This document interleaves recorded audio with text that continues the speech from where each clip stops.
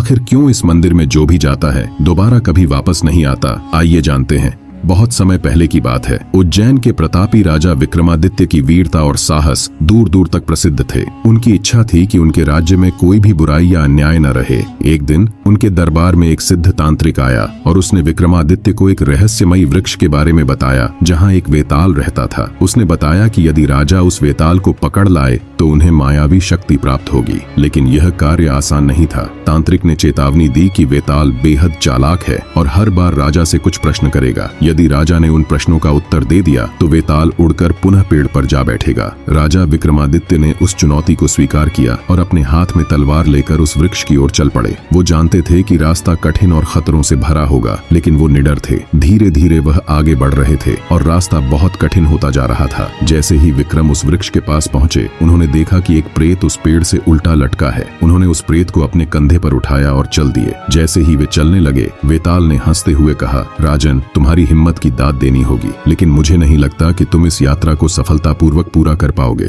हर बार की तरह मैं तुमसे एक कहानी कहूंगा और अंत में तुमसे एक प्रश्न करूंगा। यदि तुमने उत्तर दे दिया तो मैं फिर से वृक्ष पर जा लटकूंगा और यदि तुम मौन रहे तो मैं तुम्हारे साथ चलूंगा। राजा विक्रम ने मुस्कुराते हुए वेताल से कहा, कहानी कहो वेताल, मैं तुम्हारे हर प्रश्न का उत्तर दूंगा। वेताल ने एक गहरी सांस ली और कहानी शुरू की। राजन, बहुत समय पहले एक राज्य था जिसका नाम प्रयागपुर था। वहाँ का राजा बहुत धर्मात्मा और दयालु था। एक दिन राजा ने राज्य में एक रहस्यमयी मंदिर के बारे में सुना। कहा जाता था कि उस मंदिर में जो भी जाता है वह लौट कर नहीं आता। कई लोग उस मंदिर के अंदर गए, लेकिन किसी का भी वापस लौटना नहीं हुआ। मंदिर के बारे में तरह तरह की बातें फैल गई थीं। कुछ कहते थे कि वहाँ राक्षसों का बसेरा है, तो कुछ का मानना था कि वहाँ प्राचीन शक्तियाँ निवास करती हैं। राजा ने अपने सबसे भरोसेमंद मंत्री नामदेव को बुलाया और उससे इस मंदिर के बारे में जानकारी इकट्ठा करने को कहा। नामदेव ने सभी जरूरी तैयारियां की और उस रहस्यमयी मंदिर की ओर चल पड़ा। मंदिर की ओर जाने वाले रास्ते में घना जंगल था और चारों ओर सन्नाटा पसरा हुआ था। जैसे ही वह मंदिर के पास पहुंचा, उसे वहां अजीब सी आवाजें सुनाई देने लगी, लेकिन वह साहसी था और मंदिर के अंदर जाने का निश्चय कर चुका था। जैसे ही वह मंदिर के भीतर पहुंचा, उसने देखा कि वहां एक सुनसान हॉल है जहां कुछ नहीं दिख रहा था। अचानक उसे एक परछाई दिखाई दी। वह परछाई धीरे धीरे उसकी ओर बढ़ने लगी। नामदेव ने देखा कि वह एक अदृश्य शक्ति थी जो उसके मन पर हावी होने की कोशिश कर रही थी। कुछ समय बाद वह अचानक गायब हो गया और कभी वापस नहीं लौटा। जब नामदेव वापस नहीं लौटा तो राजा चिंतित हो गया। उसने अपने सबसे बहादुर योद्धा अर्जुन को भेजा, लेकिन अर्जुन भी उस मंदिर से वापस नहीं लौट सका। कई योद्धाओं और मंत्रियों को भेजा गया, लेकिन कोई भी उस मंदिर का रहस्य जानकर वापस नहीं लौट सका। तब एक दिन राजा ने अपने पुत्र युवराज सोमदत्त को बुलाया और उसे उस मंदिर का रहस्य पता करने का आदेश दिया। सोमदत्त बहादुर था और अपने पिता के प्रति वफादार भी। उसने मंदिर में प्रवेश करने से पहले एक गुप्त योजना बनाई। उसने अपने कुछ विश्वास पात्र सैनिकों को मंदिर के बाहर तैनात कर दिया और उनसे कहा कि अगर वह सूर्योदय तक वापस नहीं आता है तो वे अंदर आकर उसे ढूंढें। सोमदत्त ने साहस के साथ मंदिर के भीतर प्रवेश किया। जैसे ही वह भीतर पहुंचा, उसने महसूस किया कि वहां अजीब सी गंध है और चारों ओर भयानक आवाजें गूंज रही हैं। वह धीरे धीरे आगे बढ़ा और एक बड़े कक्ष में पहुंचा। वहां उसने देखा कि एक रहस्यमयी प्रतिमा के चारों ओर कुछ लोग खड़े थे। वह छिपकर उनकी बातें सुनने लगा। उसे पता चला कि वे लोग एक गुप्त संप्रदाय के सदस्य थे जो अपने काले जादू के लिए इंसानों का बलिदान देते थे। वे हर पूर्णिमा की रात को किसी निर्दोष व्यक्ति को बलि चढ़ाते थे ताकि उन्हें अमरत्व प्राप्त हो सके। सोमदत्त यह सुनकर हैरान रह गया और उसने उन लोगों को रोकने का निश्चय किया, लेकिन तभी उनमें से एक ने उसे देख लिया और उन सभी ने उस पर हमला कर दिया। यहाँ वेताल रुका और राजा विक्रम से बोला, राजन, अब मेरा प्रश्न ये है कि सोमदत्त ने उन राक्षसी ताकतों का सामना कैसे किया होगा और क्या वह अपने राज्य में वापस लौट पाया? विक्रमादित्य कुछ क्षण सोचने लगे और फिर बोले, सोमदत्त साहसी और चतुर था। उसने अपनी बुद्धिमानी से काम लिया होगा। हो सकता है कि उसने पहले ही मंदिर में आने से पहले अपनी रक्षा के लिए कुछ विशेष उपाय किए हों, जैसे कि मंत्रों का जाप करना या रक्षा सूत्र बांधना। साथ ही उसने अपनी योजना के अनुसार बाहर तैनात सैनिकों को संकेत देकर मदद भी मंगवाई होगी। मुझे लगता है कि सोमदत्त ने उन ताकतों का सामना किया और अपने सैनिकों की मदद से उन पर विजय पाई। इसके बाद ही वह अपने राज्य में लौट सका और मंदिर के रहस्य का पर्दाफाश कर पाया। वेताल ने हंसते हुए कहा, राजन, तुमने सही उत्तर दिया, लेकिन तुम्हारे उत्तर देते ही मैं फिर से उस वृक्ष पर जा रहा हूँ। और वह दोबारा उस पेड़ पर जा बैठा। विक्रम वेताल की कहानी पसंद आई तो वीडियो को लाइक और चैनल को सब्सक्राइब जरूर करें।